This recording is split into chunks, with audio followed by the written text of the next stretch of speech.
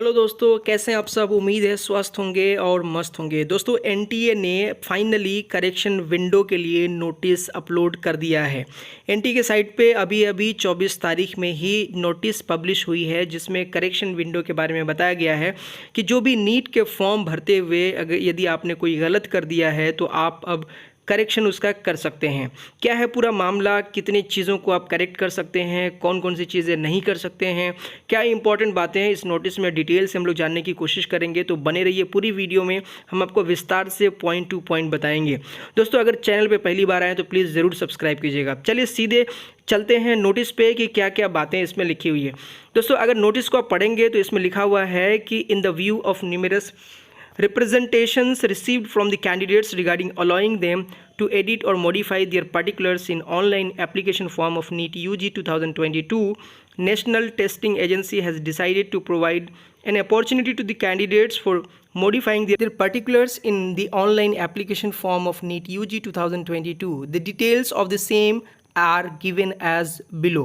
दोस्तों, यहाँ पे कहा गया है कि बहुत सारे स्टूडेंट्स की क्वेरीज आ रही थी, जिसको मद्देनज़र रखते हुए एनटीए ने यह डिसाइड किया है कि आपके लिए करेक्शन विंडो खोल दिया जाए, यानी आप किस किस फील्ड में करेक्शन कर सकते हैं उसके बारे में दिया गया। सबसे पहले तो आप यूँ समझ लीजिए कि जो नीट यूजी 2022 का जो करेक्शन ड्यूरेशन टाइम है वो अभी फ़िलहाल 24 मई से 27 मई 2022 के रात के 9 बजे तक आप कर सकते हैं। ये अभी के लिए फ़िलहाल टाइम है और ये टाइम एक्सटेंड हो भी सकती है, लेकिन उसके लिए अभी कोई ऑफिशियल जो है अनाउंसमेंट नहीं है। लेकिन दूसरी बात ये है यहाँ पे ध्यान देने वाली बात कि आपको एक ही बार, यानी ये जो करेक्शन का पीरियड है ये अभी एक ही बार किया जाएगा, दोबारा करेक्शन विंडो और नहीं आएगा। ये और बात है कि ये तारीख आगे बढ़ सकती है, नहीं बढ़ सकती है, इस पर कोई अभी नोटिस क्लैरिटी नहीं है। फिलहाल आप यूँ मान के चलिए कि आपके पास 3 दिन का समय है जहां पे आप करेक्शन कर सकते हैं यदि आपने नीट के फॉर्म में कुछ गलत कर दिया हो।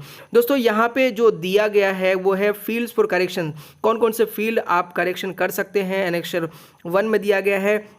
दूसरी खास बात यह है कि जितने भी रजिस्टर्ड कैंडिडेट्स हैं उन्हें जो करेक्शन करना है वो करेक्शन जो है एनटीए के वेबसाइट से ही होनी है, यानी कोई भी करेक्शन आपको बिना एनटीए के साइट से नहीं होगी। दूसरी खास बात यह है कि जो भी कैंडिडेट्स करेक्शन करेंगे वो लेटेस्ट 27 तारीख तक जो है रात के 9 बजे तक कर लें। और अगर कोई करेक्शन आप जब कर रहे हैं और उसमें कोई फ़ीस एप्लीकेबल है तो वो फ़ीस आपको एडिशनल फ़ीस के रूप में देनी पड़ेगी, चाहे वो क्रेडिट कार्ड हो, डेबिट कार्ड हो, यूपीआई से हो या पेटीएम से हो। इसका इस्तेमाल करके एडिशनल फ़ीस अगर वहाँ पे कोई रिक्वायर्ड है तो वो आपको देनी पड़ेगी। साथ ही इस बात का ख्याल रखना है कि चूंकि ये 1 टाइम फैसिलिटी आपको दी गई है, इसीलिए कोई भी करेक्शन करते समय आपको प्रॉपर ख्याल रखना है, प्रॉपर तरीके से आपको ध्यान रखना है, क्योंकि यहाँ पे सीधा सीधा लिखा हुआ है कि as no further chance for correction will be given to the candidates. इसका मतलब यह है कि करेक्शन के लिए कोई दूसरा चांस आपको और जो है वो नहीं दिया जाएगा। इसीलिए जो भी आप करें बड़े केयरफुली करें और बड़े आराम से करें। इंपॉर्टेंट बात यह है कि जो भी फीस एप्लीकेबल है चेंजेस के लिए वो आपको पहले देने पड़ेंगे, उसके बाद ही आप एलिजिबल होंगे कि वो आप चेंज कर सकते हैं। फॉर एग्जांपल, जैसे अगर आपको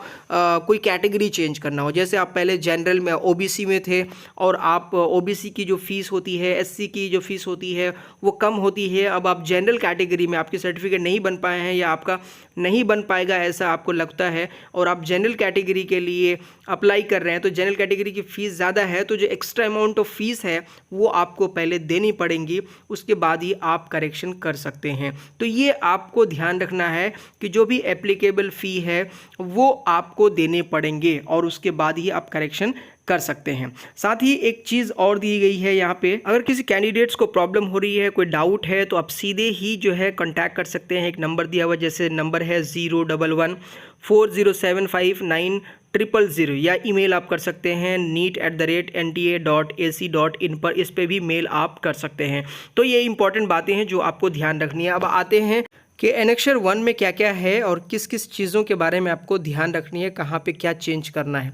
दोस्तों यहाँ पे अगर आप गौर से देखेंगे तो एनेक्सर 1 में पहले पॉइंट पे ये लिखा है candidates are allowed to change all the fields including images uploaded except mobile number, email address, permanent address, correspondence address and nationality. यानी इन बातों का आपको ख्याल रखना है कि आप mobile number, email ID, permanent address और जहाँ पे आप कॉरस्पॉन्डिंग एड्रेस करना चाहते हैं, यानी जहाँ पे आपको जो है कोई डॉक्यूमेंट्स मिले वो एड्रेस आप चेंज नहीं कर सकते और नेशनैलिटी चेंज नहीं कर सकते। इन 4-5 चीज़ों के अलावा अब सारी चीज़ें जो है वो करेक्ट कर सकते हैं, दोबारा से अपलोड कर सकते हैं। और दोस्तों दूसरे पॉइंट में देखिए फॉर आधार वेरीफाइड कैंडिडेट्स, यानी जिन्होंने आधार से वेरीफाई कराया है उसके लिए है कि all 3 fields verified, that is candidate name, date of birth and gender, no correction in these 3 fields, यानी इन 3 फील्ड्स में आप करेक्शन नहीं कर सकते हैं। दूसरा जो पॉइंट है all 2 fields verified, that is candidate name, date of birth and gender, correction in the not verified field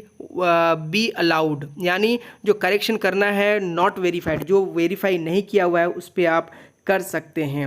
जब father's name, mother's name, a candidate can change their either father's name और mother's name, यानी माता पिता के नाम में से कोई एक आप चेंज कर सकते हैं। In case the candidate is changing any of these 2 fields then the candidate is not allowed to change photograph and signature and vice versa. आप देख लीजिए यानी माँ बाप के नाम में से किसी एक को चेंज करते हैं या दोनों को चेंज करते हैं तब आप फोटोग्राफ नहीं चेंज कर सकते हैं या सिग्नेचर नहीं कर सकते हैं, एंड वाइस वर्सा, यानी अगर आप ये फोटोग्राफ चेंज करेंगे तो मदर फादर का नहीं कर पाएंगे या मदर फादर का करेंगे तो फोटोग्राफ्स एंड सिग्नेचर नहीं कर पाएंगे। If the candidate is changing his और हर photograph and or signature then the candidate is not allowed to change their mother and father और मदर्स नेम। जी हाँ, जैसे मैंने आपको कहा कि आप अगर फोटोग्राफ चेंज करते हैं, सिग्नेचर चेंज करते हैं तो मदर एंड फादर के नेम को आप चेंज नहीं कर सकते हैं। अब बात कर लेते हैं कैटेगरी के बारे में। तो कैटेगरी में क्या है, candidate can change either category और री upload category certificate and vice versa and not both,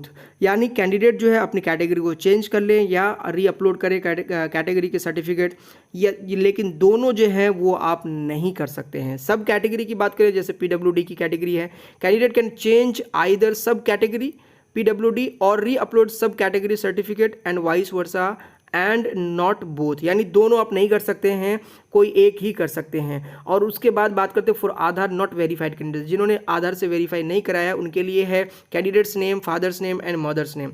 a candidate can change either candidate's name, mother name, father's name और मदर्स नेम, anyone only, यानी कोई एक कर सकते हैं। in case the candidate is changing in any of these 3 fields then the candidate is not allowed to change photograph and signature and vice वर्सा। जैसे कि पहले कहा गया था कि कोई दोनों में से कोई एक कर सकते हैं। अगर मदर फादर के नाम चेंज कर रहे हैं तो आप अपने फोटोग्राफ और सिग्नेचर नहीं कर सकते हैं, और वाइस वर्सा, यानी अगर आप अपना फोटोग्राफ चेंज कर रहे हैं तो मदर फादर के नाम आप चेंज नहीं कर सकते हैं। दोस्तों अब बात कर लेते हैं कैटेगरी के बारे में। तो इसमें भी लिखा हुआ है candidate can change either category और री upload category certificate and vice versa and not both, यानी कोई आप एक ही कर सकते हैं, दोनों आप नहीं कर सकते हैं।